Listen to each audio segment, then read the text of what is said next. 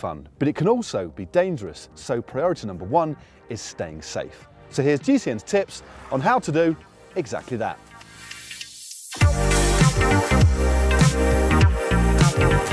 Knowing your own limits is really important, and there's absolutely no shame at all in taking things steady if you're not a confident descender. But don't let other riders coax you into going at speeds that you're simply not comfortable with. No, descending is not really something which you want to learn from through your own mistakes. So just go at your own pace, and what you'll find is that over time, your confidence will grow. Looking pretty confident there, Dan.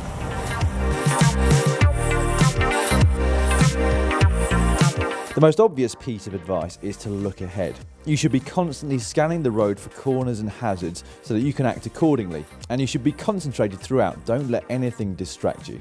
This is going to allow you to judge your speed and braking, which you should do in plenty of time before any hazard.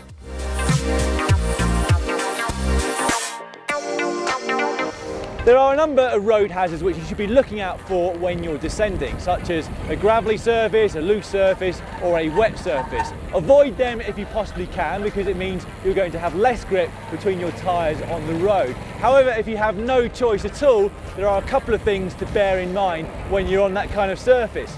Firstly, avoid braking sharply, as you're much more likely to lock your wheels up. And secondly, don't lean your bike too much when you've got less grip.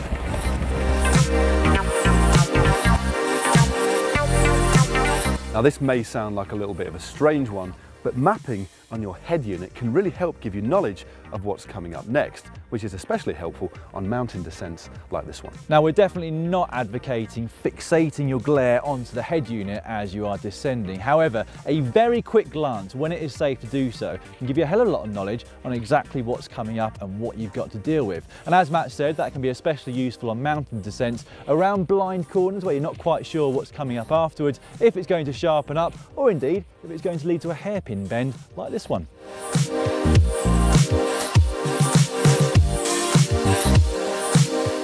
If you are visiting the mountains but you normally live in a flat area, then it is very easy to get overexcited and imagine that you're dropping Peter Sagan on a Tour de France descent.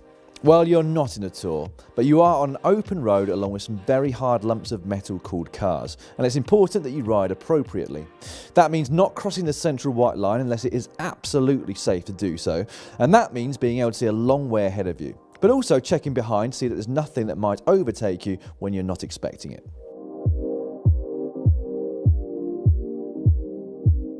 This should go without saying, but however careful you are on a descent, you're only as safe as your equipment is. So make sure that your bike is in tip-top order. That means brakes that work, tyres that are at the correct pressure, with plenty of rubber left on them and no slits, gashes or cuts. And also bolts that are tightened to the correct torque. With our huge library of maintenance videos, there is no excuse not to check things and resolve any problems before you ride.